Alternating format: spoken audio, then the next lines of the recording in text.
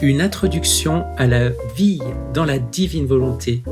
33 leçons tirées de Luisa Picaretta par Daniel O'Connor. Chapitre 2. Les fondements catholiques. La Sainte Écriture.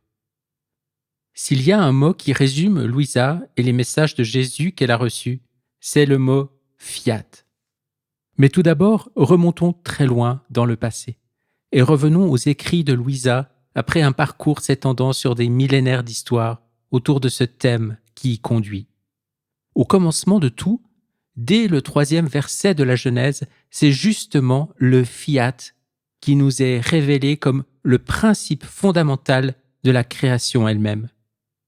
Et Dieu dit que la lumière soit, et la lumière fut. Genèse 1, 3. Dans la Vulgate latine, dixitque Deus, fiat lux, et facta est lux. Fiat, qui signifie en latin « qu'il en soit ainsi » ou « que cela soit fait », est la première parole prononcée par Dieu dans la Sainte Écriture. Avec elle, c'est l'histoire elle-même qui commence. Ce fiat est ce par quoi toute chose créée existe, en dehors de Dieu lui-même qui n'est pas créé. Or, le grand philosophe Aristote enseignait que l'existence est notre premier et plus grand bien, et que la gratitude doit être proportionnelle à la valeur du don qu'il inspire. Il s'ensuit qu'aucun acte ne mérite autant notre reconnaissance et notre louange que le fiat de Dieu lui-même.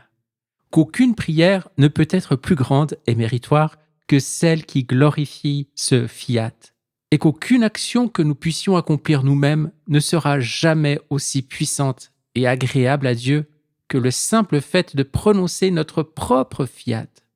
Tel est le message de Jésus à Luisa. Vivre le fiat, c'est vivre le cœur indiscutable de la foi. Ce mot, le plus élevé de tous, n'a pas seulement été l'instrument de Dieu pour amener la création à l'existence et initier ainsi l'histoire elle-même. Il a également été l'instrument sur les lèvres d'une certaine Vierge de Nazareth, permettant à Dieu d'entreprendre le plus grand événement à l'intérieur de l'histoire, c'est-à-dire l'incarnation. Marie dit « Voici la servante du Seigneur, qu'il me soit fait selon ta parole ». Luc 1, 38. Et dans la Vulgate latine, « Dixit autem Maria, ecce ancilia Domini, fiat mihi secundum verbum tuum ». La primauté du fiat de Marie et de l'incarnation du Verbe que cette parole a précipité sur toutes les œuvres narrées dans la Sainte Écriture ou parmi toutes celles dont le monde a été témoin ne fait aucun doute. Le pape Benoît XVI enseignait ceci. Au moment où l'ange du Seigneur est venu à Marie avec la grande annonce de l'incarnation, elle a donné sa réponse. Alors s'est produit le plus grand événement de notre histoire, l'incarnation, le Verbe qui se fait chair. Marie a offert sa propre chair, elle s'est mise tout entière à la disposition de la volonté de Dieu. La volonté de Marie coïncide avec la volonté du Fils dans l'unique projet d'amour du Père, et en elle s'unissent le ciel et la terre, le Dieu créateur et sa créature. Jean 23 invitait à contempler ce mystère, à réfléchir sur ce lien entre le ciel et la terre qui est l'objectif de l'incarnation et de la rédemption. Ceci est un extrait d'un discours du pape Benoît XVI lors de sa visite pastorale à Lorette le 4 octobre 2012. Ici, le pape Benoît, citant le pape Saint Jean 23, insiste sur le fait que l'objectif de l'incarnation et de la rédemption, c'est-à-dire le but du christianisme lui-même, est l'union du ciel et de la terre. Et il insiste également sur le fait que cette union se trouve dans le fiat de Marie, rendu possible par l'union de la volonté de Marie avec la volonté divine. Tout est dit en ces quelques mots. Le catéchisme nous enseigne, au numéro 2617, ceci. Fiat, c'est la prière chrétienne. Être tout à lui, puisqu'il est tout à nous. En d'autres termes, le fiat n'est pas seulement une belle dévotion. C'est l'essence même de la vie d'un chrétien.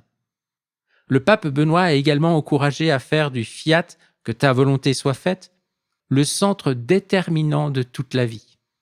Mais le catéchisme présente également le même principe comme l'essence de la prière du divin Fils de Marie. Nous lisons au chiffre 2603 du catéchisme, Jésus fait écho au fiat de sa mère lors de sa conception et en prélude à celui qu'il dira au Père dans son agonie. Toute la prière de Jésus est contenue dans cette adhésion aimante de son cœur d'homme au mystère de la volonté du Père. Cette expression « mystère de la volonté du Père » fait allusion à Éphésiens 1,9. Jésus est Dieu incarné, mais il est aussi véritablement homme. Et donc, comme nous, il est doté d'une volonté humaine. C'est ce qu'il redit à Louisa le 19 juillet 1928, dénonçant ainsi l'hérésie du monothélisme. Et quel est le tout de sa prière ? L'Église dit qu'elle est contenue dans l'adhésion de son cœur d'homme, c'est-à-dire sa volonté humaine, à la volonté du Père, c'est-à-dire la divine volonté. Une fois de plus, nous retrouvons la substance des écrits de Louisa résumée en quelques mots simples dans les enseignements de l'Église à propos des fondations les plus profondes de la foi. Aucune autre description de la manière dont Jésus opère ne capture mieux son essence, et aucun autre aspect de sa vie ne commande davantage notre imitation que cette vie dans la divine volonté, surtout dans les moments les plus extrêmes.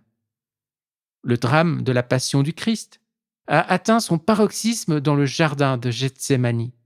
Là, Jésus a pris sur lui tous les péchés du monde, depuis le péché d'Adam jusqu'au dernier péché qui sera jamais commis.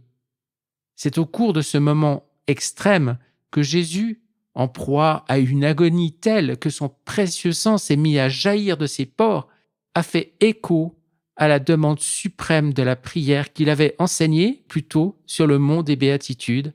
« Père, si tu le veux, éloigne de moi cette coupe.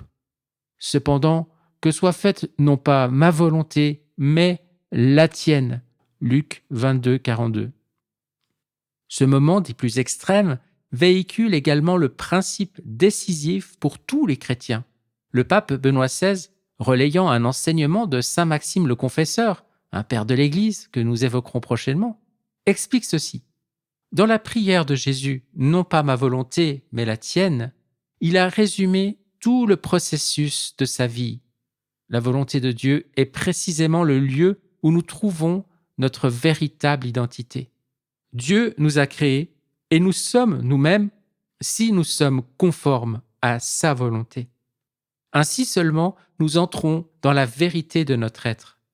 La rédemption est toujours ce processus de porter la volonté humaine dans la communion avec la volonté divine.